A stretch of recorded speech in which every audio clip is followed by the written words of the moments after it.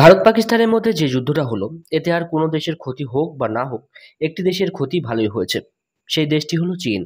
চীন তাদের অস্ত্রের বেশিরভাগটাই বিক্রি করে পাকিস্তানকে। আর কিছু আফ্রিকান দেশ আছে, আর আমাদের বাংলাদেশ আছে। কম দামে জিনিস দেয়, তো সেই কারণে সেই সকল দেশ কেনে, কারণ এরা তো গরিব দেশ।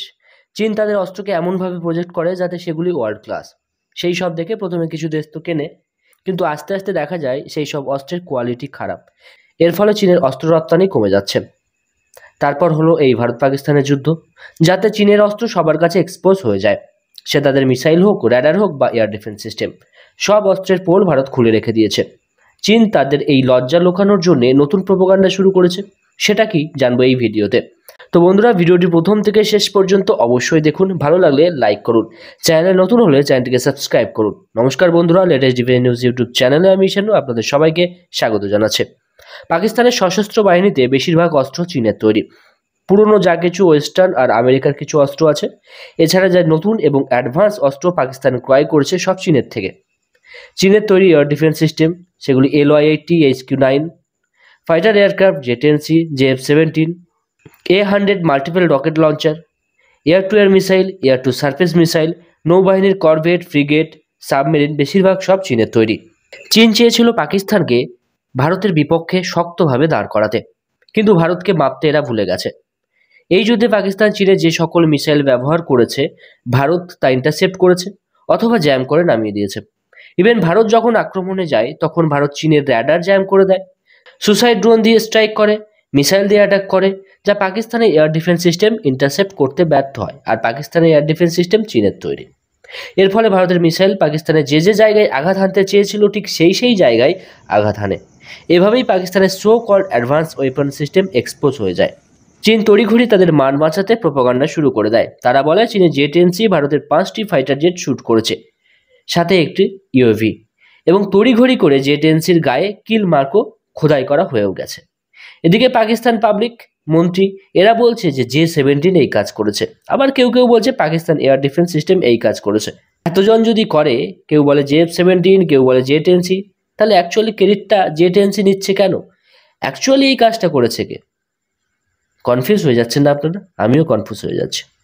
এই সব কিছু কিন্তু চীনের প্রোপাগান্ডা মাত্র। এতেও যখন চলছে না, তখন চীন আবারও একটি প্রোপাগান্ডা শুরু করেছে। একটা নিউজ সার্কুলেট করছে যে চীন পাকিস্তানের প্রতি খুশি হয়ে 50% ডিসকাউন্টে 5th generation fighter jet J-35 পাকিস্তানকে খুব তাড়াতাড়ি দিচ্ছে। 2026 থেকে নাকি ডেলিভারি শুরু হয়ে যাবে। আচ্ছা, চীন যদি পাকিস্তানের পারফরমেন্সে এত খুশি হয়, তাহলে যুদ্ধের শেষের পর পাকিস্তানের PMকে এভাবে কিন্তু স্বাগত জানাতো না। দেখুন ভিডিওটা আগে। কোনো রকম রেড কার্পেট নেই, কোনো রকম বড় পদমর্যাদাযুক্ত CCPর যেসব নেতা মন্ত্রীরা আছে তারা নেই, বরং লো লেভেলের কোনো এক অফিসার PMকে ওয়েলকাম করতে এসেছে। আর নিয়ে যাচ্ছে কিসে? একটি পিকআপ ভ্যানে। কোনো দেশের এরকম দেখেছেন কি কোনো দেশের প্রধানকে এরকম পিকআপ ভ্যান করে নিয়ে যেতে? দেখেন। অ্যাকচুয়ালি চীনের অস্ত্রের নাক কাটানোর জন্য পাকিস্তানের প্রধানমন্ত্রীকে এরকম শাস্তি দেওয়া হচ্ছে। একটা জিনিস দেখুন, চীন তাদের বিমান বাহিনীতে এখনও J-35 যুক্ত করায়নি, এখনও তার ট্রায়াল চলছে। এদিকে চীন নিজের দেশে যুক্ত না করেও পাকিস্তানকে 50% ডিসকাউন্টে বিক্রি করছে। ভাবা যায়? কিছুদিন আগে পাকিস্তান যে J-10C কিনেছে, সেটা যদি ভারতের যে কোনো ফাইটার জেটের উপর এজ পেত, তাহলে এত তড়িঘড়ি করে J-35 কেন কিনছে পাকিস্তান? চীনই বা দিচ্ছে কেন? চীন দেখছে যা আছে তা দিয়ে তো কিছু হচ্ছে না।